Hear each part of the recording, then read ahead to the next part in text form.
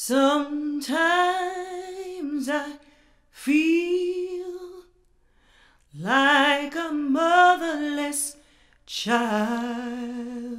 Ask those who were there. You stayed in your place. They can tell you Hillsborough in the 50s was a reflection of the nation's deep-rooted disparities.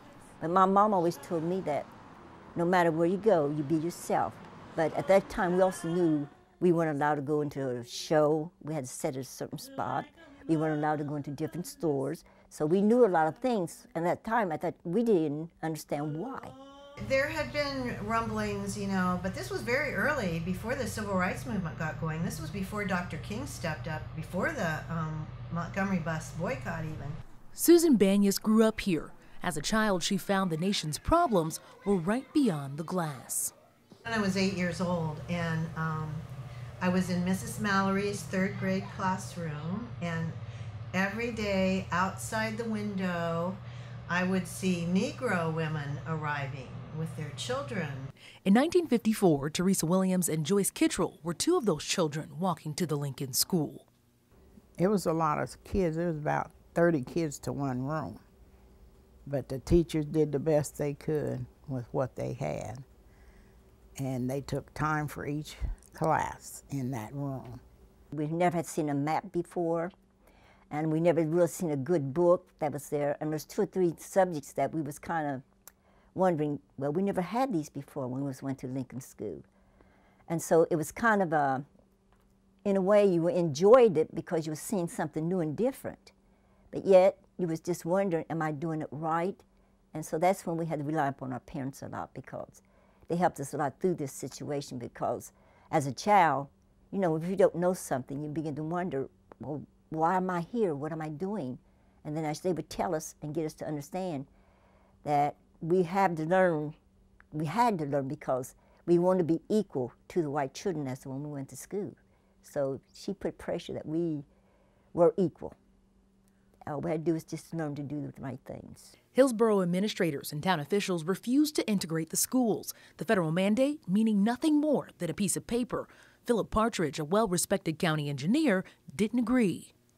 No one was in the school. It was late at night, and it was the day after the 4th of July parade. So Independence Day, he's like, that's it. I'm torching this school. Partridge attempted to burn down the Lincoln School. He wanted to force administrators to allow black children into white schools. The town was in shock and pushed the blame in the direction that made the most sense to them. And they tried to arrest a young black boy for the fire. So Mr. Partridge, after so long, decided he had to step up and tell him it was him. And by him being an engineer, you know, he was something big in the town. And it kind of made them, you know, wonder, you know. Partridge stepped forward, demanding equality for children he barely knew. Partridge served 9 months in jail while the children stayed segregated. What was that like? Were you all shocked? Well, I think back there, just hearing the parents, that they were shocked, but yet they were glad that he stood up for what he had done. Because not only did it hurt, it really hurt his family too. It really hurt them just as bad as it did, you know, our school fight, trying to understand why he had to do something like that in order to get this all started. Once that happened, then what? Well, what happened was the school board fixed up the damaged school and sent the black kids back to their damaged school rather than integrate. And that's when the women knew they had a case. Nobody knows the trouble I see. Nobody knows my sorrow. Women like Imogene Curtis, Gertrude Clemens Hudson, Elsie Stewart Scott, and others refused to send their kids back to the Lincoln School. Dozens pulled their children out. Our parents wouldn't send us back down there. So we all had homeschool, and was lady Quaker teachers would come from Wilmington, bring homework, and we did our home schoolwork in the homes. Swing low, sweet chariot,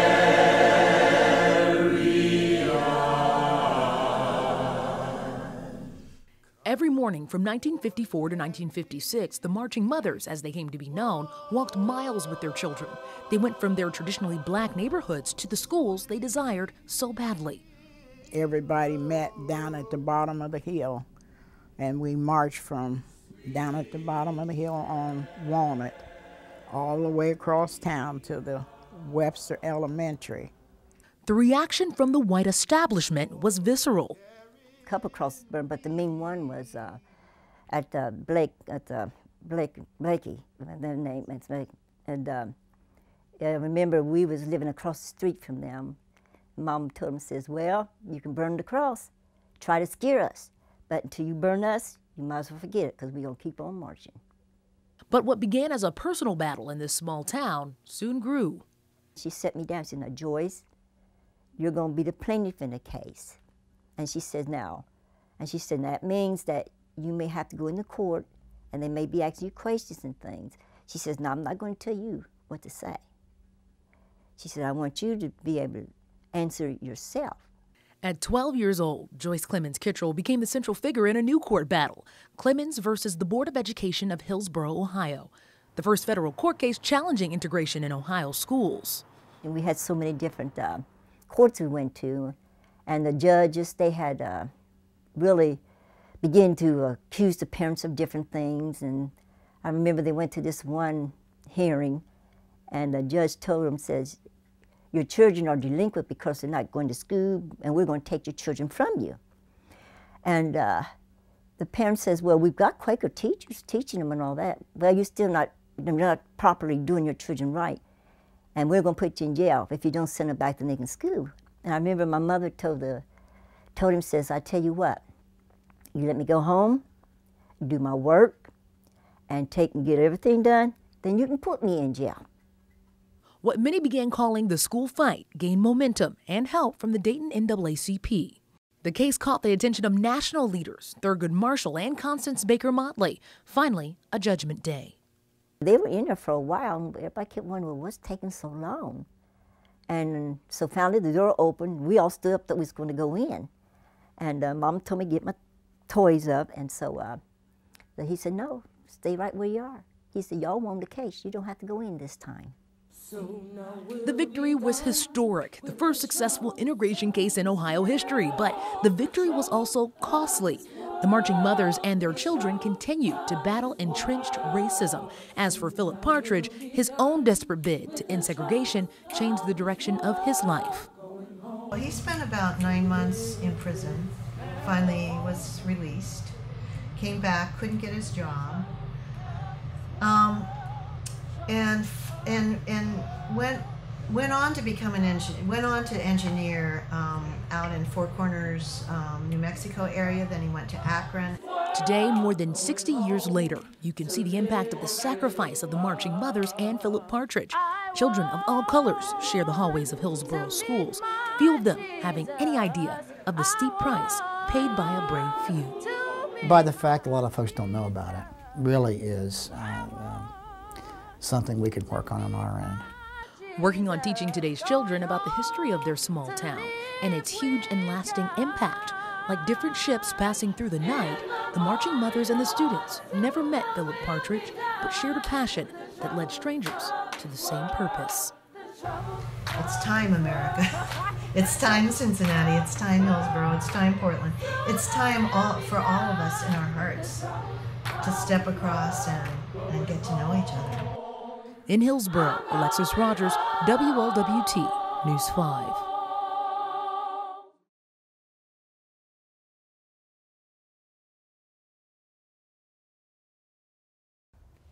It's just undescribable. This is harder than when my parents died. These two miniature horses, Bella and Pablo, were Paul Husing's pride and joy. Oh, they were my life. Friday, Husing's life was upended. His cousin, Mike Powell, saw the horses being attacked by 3 dogs believed to be pit bulls. There was no fight. It was savage. I shot and hit the one, and the other 2 took off that way. Later in the day Friday, the 2 remaining dogs killed a regular-sized horse about a half-mile away from the scene of the first attack off West Elkton Road in St. Clair Township. they got this big horse. Now, if they can take down one big horse, I've got 2 big horses, plus the baby. As word of the attack spread, Cheryl Callahan took steps to secure her own stable of horses. Me being protective, I've been putting them up. I put them in the corral beside the barn, put them in at night. We watch them all day long.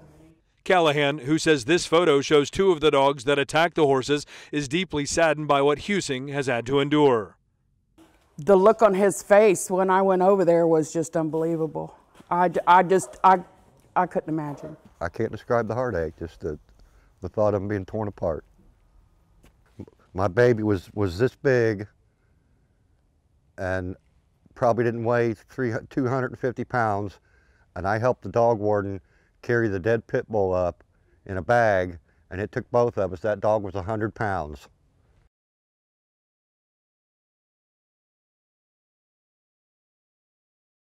One, two, three, let's open it up. And with this ceremonial snip, West Claremont High School is officially the new home to 2,400 students. It's taken more than 2 years to make this vision a reality. The transition was handled with care to merge both schools as seamlessly as possible. It's kind of like freshman year all over again for everyone. So it's that same kind of excitement but nervous feeling, and it's going great so far, but I know their nerves are still there. Now students and their families are getting a first look at their new surroundings with added pomp and circumstance. It's interesting to see everyone together at the same time, but at the same time I think it's good. It's a good thing for everyone to get to know both sides, and it's good for the community to come together like this. That they have, showing up in droves to tour the facilities and welcome a new era that's been a long time coming. Everyone's in disbelief, honestly. Like, we didn't think we'd ever get to this day. I know going in as a senior, I'm both excited and sad because I have to leave this in a year. It's great. I'm very excited for the future, though, for the future students who get to go through this building every day.